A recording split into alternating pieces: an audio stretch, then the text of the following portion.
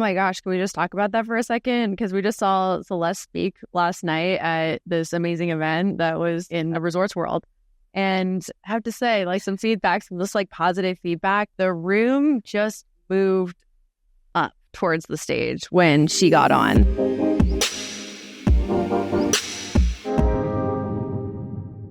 What would you say your top 3 things are to grow social media from a branding perspective? I would say it depends on how fast you want to grow, first and foremost, because like you need to know how quickly you want to grow in engagement and followers. But first, before anything, when you establish that, you're like, okay, great. If I want to grow in, 4 months, it's possible, but you have to post a lot. You have to post a lot. You have to be consistent about it. You have to be real about it. If you're ready to for slow, steady growth, then I would say that's easier to manage, but all depends on the goals. Mm-hmm. I would say to really understand how you're going to grow on social media is going to come from the standpoint of understanding your audience, understanding what they need and what they want from you. For example, I had a dear friend who I met actually in New York, and we were talking about literally who his page was growing, but it was stunted, and he got engagement, but not enough. And I was asking him, I was like, okay, do you post on your stories? And he was like, no. I repost or I post motivation. And I was just like, well, your followers don't know why they're there. Mm-hmm. They watch cool shit. And I was like, and? Are they supposed to buy something from you? If they're just if they're there for a personal brand, that's fine. Mm-hmm. But there has to be some sort of goal. It's kind of just teaching kids, right? You have to teach people why they're there to follow you. Mm-hmm. Because then if they want to leave or if they want to stay, that's up to them. Mm-hmm. But that's the most important thing. So when you understand your message, you understand what you're talking about, then people are going to follow in line behind that. So I would say understand how fast you want to grow, understand the people that you want to talk to, and then also understand your brand as a whole. I talked about understanding your what, why, and how. What are you offering? How are you how are you giving it? How are you presenting that to people? And then why did you start your business? Why are you there? What's the ultimate reason? And once you have those things, all of those things together, then your growth definitely can come. That's great. Is there a certain platform that you see grow faster than others? Because people ask all the time, right? I think it's just maybe you can answer that and shed some light on that. TikTok. TikTok is the fastest growing platform right now. And if you can utilize that and show your authentic truth, then do it. I would say that you cannot post the same way that you can post on Instagram, because in Instagram, you can do B-roll. You can post 7 to 8 second clips of you doing something in very long captions. Nope, not on TikTok. TikTok does not like that at all. So you have to post consistently 2, 3, 4 times if you really want to grow. And I mean that every day. If you post consistently 2, 3, 4 times every day for 30 to 60 days on TikTok, you can see massive amounts of growth. And as long as you're engaging with other people on the app, liking other things, because ultimately, if I were to say anything, each platforms want you to stay on the app longer. That's the whole point of social media is to be on it longer. So if you can do that, kind of engage with it more and be intentional around it, then you can grow pretty quickly. Okay. And one last question for you. If people are struggling with their brand identity, what are some things and what are some pointers that you can give them that would help them to identify their brand identity? I would say start with building out your customer avatar. Because you have to know and define who it is that you're talking to first and foremost. So why I do this is because a mentor of mine, I asked him, I was like, well, what is the thing that you did when you first started your brand? He's like, well, I had to think about the person I was talking to. And he told me this whole person, he's like, Sam, I don't want you to do this with AI or anything that you can. He's like, I just want you to be creative. You know who you're talking to. So can you just write it down, pull it out? And so I did. And so my avatar, ideally, her name is Janine. And she's 20 years old. She's 20 years old. She has a salon, but she is renting a chair right now, but she wants to build. Okay. She just moved from corporate world, wanted to move back, had to move back home with her mom, and is just unhappy. Mm-hmm. And so she's just I need to market and I need to grow and I need to expand my book of business. Mm-hmm. So in order to do that, she needs someone like me. Mm-hmm. That's my avatar. So really, I think the whole idea around brand identity is starting there. It is. It starts with knowing your message, knowing your audience, and then all of the aesthetics and everything are kind of literally just talking about this the other day with someone, kind of like Febreze. Febreze is the finishing touch to things. That's how your aesthetics come in. Like Febreze. So like Febreze is like, if you've ever heard of The Power of Habit, it's actually like an amazing marketing story. Febreze originally started in like the early like 90s. Okay. And like, if not late 80s. But it was literally trying to be marketed toward people with smelly homes. And they were like, okay, if you have a smelly home, you can do this. But then they realized that when they were going to talk to people, that nobody knew their home was smelly because you don't smell your own pheromones. Oh yeah, I've heard of this. Like you getting used to your like the stinky trash can in your house or whatever. Exactly. Yeah. And so after they did multiple studies, they handed out like Febreze to like different kind of people. And then it was like their last attempt at things. And they actually met a housewife.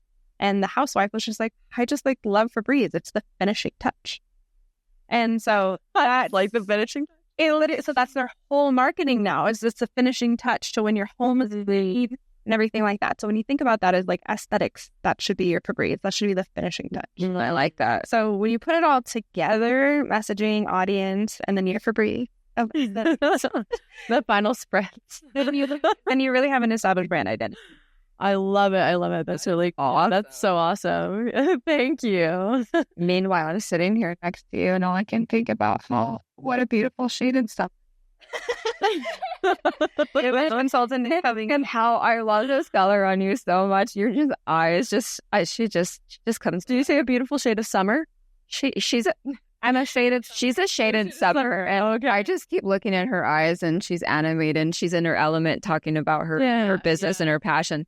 And then the color just makes it go. See, this is a time when we should talk about the color orange. Absolutely. Oh yes, I wish she had orange on right now. No, just I don't. But what's with the color orange? Let's talk about the color orange. My favorite color. And so when we were doing the whole process of like the virtual color analysis and everything, I was like, Celeste, can I wear orange? Like I have orange in my closet. Like I love burnt orange. Burnt orange is a vibe. Such an aesthetically pleasing color. But I also just like love orange. Like I have a jack-o'-lantern tattoo that's orange. And it's permanently on my body. But you're a Halloween baby. Yeah. I'm born on Halloween. So I was asking her like, can I wear the color orange? And we literally got in like a little tip about it. Why is this orange not good? This is her orange. Her orange is more like a watermelon. It's like an orange pink. Okay. That's just so everybody can wear. It's not really burnt orange either. It's definitely not burnt orange. Orange color palette. She's like, the orange that it's water. It's a pink. Yeah, it's water. It's a pink orange. That's it. Okay, but she's like, this is watermelon. Okay. Anyways, so after the virtual color analysis, so on her, after I do a 4x4 color analysis on you, there's 16 seasons, and she is in the summer category, but the darkest of summer categories. And in the color wheel that I provide, there's like, that's so poetic, a shade of summer. She's like shaded summer. And so because she's wearing the right color against her skin eye, like everything about her, she's glowing, whether she's wearing makeup or not. And then you were just glowing because you were in your element of passion. And I was just like, beautiful shaded summer. Well, I went like, I used to be blonde. Obviously, I was blonder, very blonde. Yeah. Like very much so your color, brighter. And she was like, well, have you ever thought about dyeing your brown? I was just like, my natural color. I just think I have been thinking about it though. And so like, it would be cheaper maintenance, but who cares? So much cheap maintenance minus the grays, but it just brings out, it's just the white hair or whatever moisture out. And so just coming back to those colors that make you really vibrant and alive and like healthier and younger and all the things. I mean, why wouldn't we want that? Celeste, what is your feelings with the color black? Ew. So black does a couple things. Black should only be worn in the winter season. So there's like 4 winter seasons on certain people and only for certain occasions. What do you mean by 4 winter seasons? Okay, so there's 16 color seasons. Okay. And everybody falls within one of those seasons of the 16. And winter, if you're what's that? Complex. Oh, it's very deep. It keeps going and going and going. But when we get to that category, the subcategories, and then it's not every one of them. Some of them can wear most of them. Okay, let's just put most of them. But what black says, it is elegant. It is like black tie events. You know, there are certain times when you should wear black, but then there's a lot of times you shouldn't because it allows you to fade into the background and be quiet. So think about all the people that are behind the scenes with things like women, like, look at, he's like, that's why I wear black. Or people that get their hairdressers, right? They're wearing black, not just because of the colors that stain their clothes, but they don't want to take away from their client. So there's all ways when you should actually wear black. And a lot of times when it's not for your skin, eye and hair, or personality, it will literally make you look tired and old and washes you out. And then just literally just think of death. Yeah. It's really interesting that you say that about death too. Like when I was really deep into like yogic sciences and studying yogic sciences, like black was the color that absorbs everything. Right. So it's like, don't wear that through the airport, you know, like all the energy that you're going to be getting. Yeah. It just like absorbs from like the yogic science perspective. Right. And then black for funerals, like in India, they don't wear black for funerals. They wear white. They wear white because white is the most reflective, and it embodies all color, and it expands your auric field. I love that. So white is like white is kind of luminescent though. You for like, what's your feelings on white? Because when someone walks into a room and they kind of command a room when they're all in white. I mean, what's your thoughts on like white, cream? So white, because it also is my favorite color to wear. White does allow you to come. White does allow you to come forward, but it's unassuming. Like it doesn't. You're just there still. It's think about color. Color is not white or black. Color is energy, and that doesn't have energy around it. So if you want to come to the forefront, white is great, but there's nothing else from that. There's no energy. Like protective too. Yeah. And maybe it's like a kind of a shield, right? Right. Well, let's look at red that you're wearing today. Red's the most commanding and powerful color. It can mean it, and every color has like a negativity and a positivity too. And red could be like, ooh, passion in a good way and a bad way. Or it can mean I've seen that as a bad way. Or it can be too much. Or it's too much of a color. Yeah. So it depends on what your message is. And I think that when you look at all colors, I think that's really the most important is the message you want to send to whoever your audience is. So that, because that's the first thing we notice. It happens in a second before our brain can compute what we're seeing and what we're feeling. Because energy is, you're getting some type of energy from in some type of way. And so there's all ways and times to wear certain colors. So let's say if somebody is like, if you're working with like speakers, for example, right? Like what kind of, I mean, I guess it would, like you work with skin tones and stuff like that too, right? To kind of match them that way. But what would be like a good commanding color for a stage? Yeah. Without being distracted, I guess. Yeah, that's a good. So again, it matters who your audience is. If you're talking to a bunch of art people or people in that type of creative space, then color is great but yes, the color has to represent not only your personality, your hue, your undertone, and your, the value that, because some people can't wear as bright of a color because that's not who they are. Right. And it all ties into place, but like, who is your audience? So who are you speaking to? But bright colors in general on a normal audience is too distracting. Also anything shiny is going to distract. No sequins. No sequins. Not but if you're like at a ball, like, of course I know wear sequins, but like, so you just have to think who your audience is, what is your message? But usually darker core colors, and core colors are like, they're all different, but just think of like navy, burgundy, like hunter greens, like a teal could be her core color. So it's something that you can build a capsule wardrobe around, but it's also when it's you're the person that they want to see and hear their message, not necessarily like I'm seeing your suit or I'm seeing the glasses. Right. Well, we were talking about that. We were having a really good conversation about kind of like how your outfit yesterday was almost like a leaning line. And so we were talking about how color can be one of those things, like a focal point in an art piece. So art, obviously they say like the leading line, or even photography, right? It's the thing that you follow to the point of the image. And so it's like you said that people more often speaking, they wear something bright on top just to command the attention up top. But when you do it right, you can command the whole focal point to be that leading line, to actually lead right up into your face, so that it's like the whole thing, grabbing versus just one piece. Oh my gosh, can we just talk about that for a second? Because we just saw Celeste speak last night at this amazing event that was in Resorts World. And I have to say, like, some feedback, some just like positive feedback. The room just moved up towards the stage when she got on. It was the way she commanded the room. It was that beautiful suit that you wore and a very unexpected like color combination that just worked so well. But it was like, wow, I want to pay attention to her. And her story was so good, and she just commanded the space so beautifully. But the first thing I noticed too was like the way she walked on so confidently.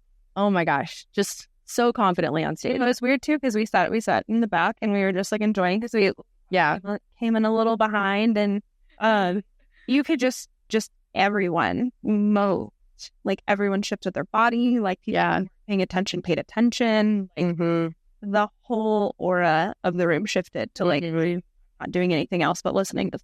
Right. And it was so cool to watch. It was cool just to see like all of the things of what you said. Yeah. Earlier, you were talking about the feeling that you had before, but then when you put on the suit, it was like everything was embodied. No, it wasn't just you. It was like everyone else. It really felt like my Superwoman suit. I don't know how else to describe it. You looked and sounded like a Superwoman up there. You really did. I think that like I've experienced this a few times, but there's nothing like last night. And so I think when you deal with your clients and you talk with your client, the fact that you've gone through these things personally, it makes it so much more intense and like on a different level. Just like when Paul was talking, he had that moment and experience too, the client. So I just think, it was insane that created, like I remembered who I was because it was me that embodied. It wasn't just because it was a suit. It was the colors. It was the style. It was everything that's inside of me, like was able to like present myself in a way that it was like an armor. Like I was nervous. I was so nervous, but I put that on and I delivered. And that was like, it was interesting to see the feedback from you guys. I appreciate it. Yeah. So Celeste, you shop for your clients as well, right? Do you shop for clients as a like an additional service or as a stylist? I do. Yeah. There was if somebody was looking like they had a certain budget or they didn't want to spend like a fortune on clothing, for example, like I'm not going to go and buy a bunch of designer stuff, for example. Would you be able to fit like just an everyday person into your services? Yes, I could do that. I'll tell you how I choose to work and why. I don't think that designer has to be an issue. For me, it's the quality over quantity. And so like we've bought things at Zara in New York because, sometimes this is Zara. Yeah, but sometimes you just need a piece and it works, but it's very hard to always find a piece because the fit model changes, the quality, yada, yada, yada. So where I come in and lies the quality over quantity, it's because that everybody, even the designers now are using cheaper materials and things are coming, they're just unraveling. And half the time it's not your color or it's not your style or it's not the fit. And so I'm not saying you have to have everything custom because I don't think that that's, necessary as well. But I won't like here I have $500 go to, Zara and pick everything. Okay, we can pick some pieces out. But I don't think for me that's going to benefit my clients in the long run. And I'm about the long end game. Like here, let's really create a wardrobe that lasts a long time and that can serve you in multiple ways so that at the end of the day, you're saving money, you're saving time, and that it's, you keep going through fast fashion. And, first of all, you're polluting the environment. You're just like feeding into, it's a lot of political behind it for me as well. So yes, I do shopping, but it's very strategic to each person and their goal. But I want to create and customize a wardrobe that works for you for long term. What are a few key pieces that everybody should have in their wardrobe if they were going to splurge? So splurging, in my opinion, is a outside coat. So whether it's a trench, a pea, like depending on your location, and definitely like a sport coat or definitely a full suit. It just depends on your lifestyle. Yeah. So cashmere sweater, like a trouser, it just depends on what are your goals, what's your lifestyle, where do you live. I do resort wear all the time. Hey, you know? No, I don't. I don't. The environment. Use it. No, for entrepreneurs, for sure. You want a good suit, right? Yeah. Like, people notice that stuff. Yeah, for sure. Yeah. So Haley, talk to us a little bit about, I know that you wanted to talk about more about how capital works for you in your business and your clients. Like, Yeah. There's, we don't turn anyone away. There's always a resource that we have. We have different departments built. Like if your credit isn't ready, we're going to get it ready. Like we'll get you ready for funding, and hey, if this is something that you've been put off for a while, then this is probably a good sign that it's time to straighten your financial house out as well. Because if you don't have a strong foundation, your business doesn't have a strong foundation, right? Like you don't have a good financial background, like at least just the basic stuff, like very bare basic things. Like knowing how much you're spending, in your business, what your monthly expenses are, how much, like all that stuff. That's very important to have a business budget and kind of stick with it and be disciplined with it. But yeah, we don't turn anyone away as far as like, okay, so your score isn't in the 800s. Well, we're going to get you to a score where we can get you funding. So there's definitely a way, and we are very creative. I'm not like the boring financial person that you go to and it's like, oh, this is just, it's banking. Like I'm very laid back, and I'm also about like empowering people with information to use so you can grow your business and you don't have to rely completely. Like if you hired an accountant, but you don't know your own things, like you don't know what's really going through your accounts or things like that. I mean, you could be paying these guys so much money and they're not really doing anything, but how would you know? yeah, Well, and that's a good point too, because you were talking about more of like the long term of things, right? Because I'm going to say it's more of a short term or more of a long term process, or does it depend? Yeah, I think, every time somebody goes through a process, like a journey, a funding journey, I call it a journey because it kind of is a journey. Yeah. You can vouch.